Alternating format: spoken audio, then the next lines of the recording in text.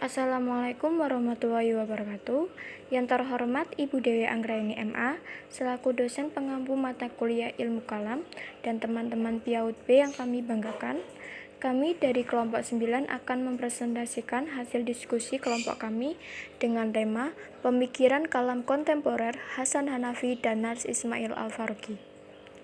Sebelumnya, perkenalkan nama anggota kelompok kami, yaitu yang pertama ada Mutiara Rohmahdini dengan NIM 2421078, Ayunanda Putri Damhudi dengan NIM 2421080, Vicky Rahmawati dengan NIM 2421081, dan dengan saya sendiri, Dewi Isma Masrifah 2421079. Pembahasan pengertian ilmu kalam kontemporer. Menurut KBBI, kontemporer berarti haluan, pendapat, dan paham, sedangkan kontemporer adalah pada waktu yang sama, semasa sewaktu, dan masa kini. Tokoh ilmu kalam kontemporer ada 5, yaitu Muhammad Abduh, Syekh Ali Khan, Ismail Al-Faruqi, Hasan Hanafi, dan Harun Nasution. Di antara tokoh yang ada di era kontemporer tersebut yaitu Ismail Al-Faruqi dan Hasan Hanafi yang akan kita bahas pada presentasi hari ini. Biografi Ismail Al-Faruqi.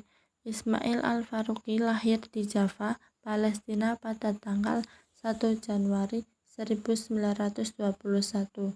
Pendidikan dasarnya dimulai dari madrasah dan pendidikan menengahnya di Collège d'Anvers dengan bahasa pengantar Prancis. Kemudian pada tahun 1941 lulus dari American University of Beirut. Lalu Ismail bekerja untuk pemerintah Inggris di Palestina. Pada tahun 1945 beliau dipilih sebagai gubernur Galilea. Namun setelah Israel mencaplok Palestina, beliau pindah ke Amerika Serikat pada tahun 1949 dan melanjutkan pendidikan master dalam bidang filsafat di University of Indiana dan University of Harvard.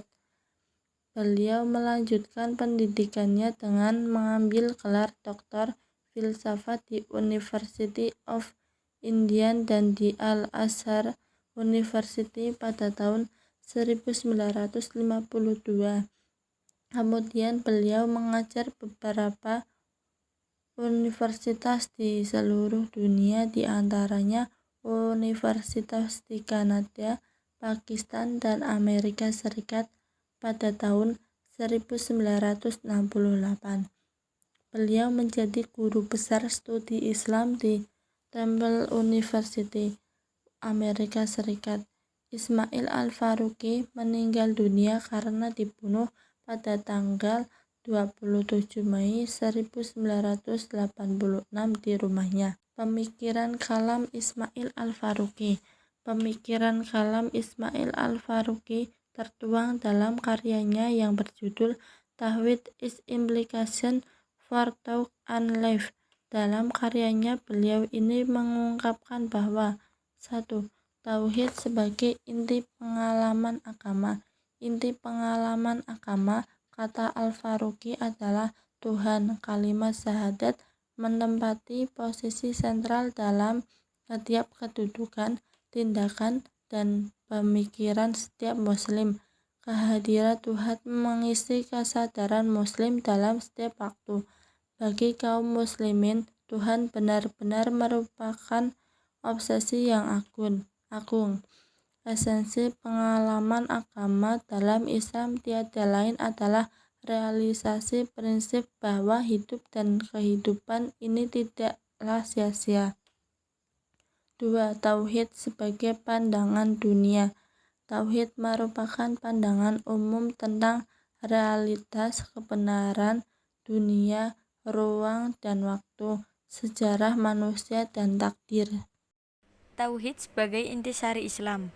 Esensi peradaban Islam adalah Islam sendiri. Tidak ada satupun perintah dalam Islam yang dapat dilepaskan dari tauhid. Tanpa tauhid, Islam tidak akan ada. Tanpa tauhid, bukan hanya sunnah Nabi yang patut diragukan, bahkan penataan kenabian pun menjadi hilang. Tauhid sebagai prinsip sejarah. Tauhid menempatkan manusia pada suatu etika berbuat atau bertindak, yaitu etika ketika keberhargaan manusia sebagai pelaku moral diukur dari tingkat keberhasilan yang dicapainya dalam mengisi aliran ruang dan waktu. Eskatologi. Islam tidak mempunyai sejarah formatif. Islam terlahir lengkap dalam Al-Quran dan tidak mempunyai kaitan dengan situasi para pengikutnya pada masa kelahirannya seperti halnya dalam agama Yahudi dan Kristen. Islam dipandang sebagai suatu klimaks moral bagi kehidupan di atas bumi. Tauhid sebagai prinsip pengetahuan. Berbeda dengan iman Kristen. Iman Islam adalah kebenaran yang diberikan kepada pikiran, bukan kepada perasaan manusia yang mudah dipercayai begitu saja. Kebenaran atau proposisi iman bukanlah misteri, hal yang dipahami dan tidak dapat diketahui dan tidak masuk akal, melainkan bersifat kritis dan rasional. Berikutnya, tauhid sebagai prinsip metafisika. Dalam Islam, alam adalah ciptaan dan anugerah. Sebagai ciptaan, ia bersifat teologis, sempurna dan teratur.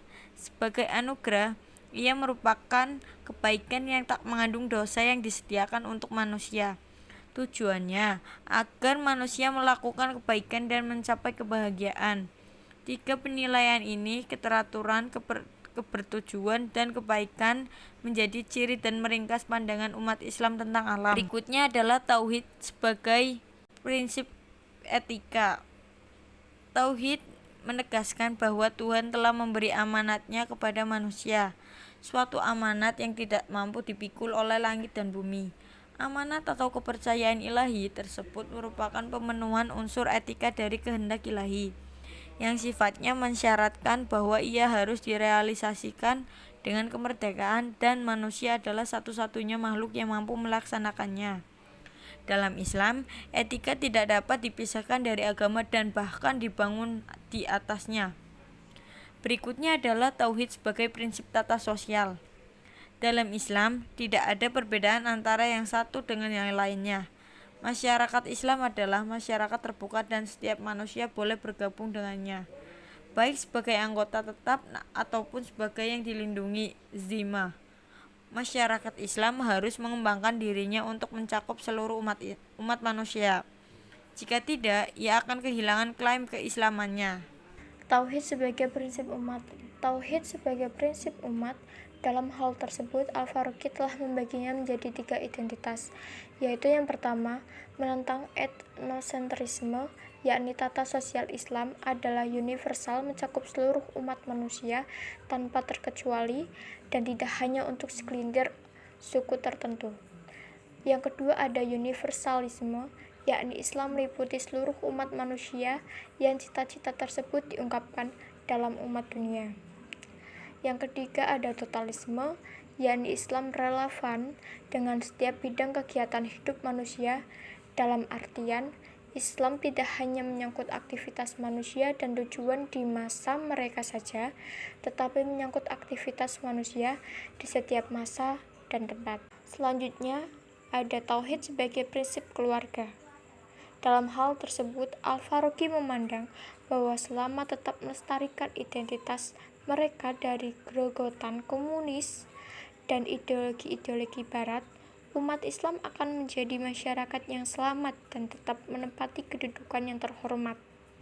Keluarga Islam memiliki peluang lebih besar tetap lestari sebab ditopang oleh hukum Islam dan diterminasi oleh hubungan erat tauhid. Selanjutnya, tauhid sebagai tata politik. Al-Faruqi mengaitkan tata politik dengan pemerintahan. Kekhalifahan didefinisikan sebagai kesepakatan 3 dimensi, yaitu yang pertama ada kesepakatan wawasan atau ijma' ar-ru'yah. Wawasan yang dimaksud Al-Faruqi tersebut adalah pengetahuan akan nilai-nilai yang membentuk kehendak ilahi. Yang kedua yaitu kehendak ijma' al-irodah, Kehendak yang dimaksud Al-Farabi tersebut merupakan pengetahuan akan nilai-nilai yang membentuk ilahi. Dan yang terakhir adalah tindakan ijma' al-amal. Adapun yang dimaksud dengan tindakan tersebut adalah pelaksanaan kewajiban yang timbul dari kesepakatan. Selanjutnya, tauhid sebagai prinsip tata ekonomi. Al-Farabi melihat implikasi Islam untuk tata ekonomi ada dua prinsip, yaitu yang pertama, tak ada seorang atau kelompok pun yang dapat memeras orang lain. Yang kedua, tak ada sekelompok pun boleh mengasingkan atau memisahkan diri dari umat manusia lainnya dengan tujuan untuk membatasi kondisi ekonomi mereka pada diri mereka sendiri. Tauhid sebagai prinsip estetika. Dalam hal kesenian, beliau tidak menentang kreativitas manusia, tidak juga menentang kenikmatan dan keindahan.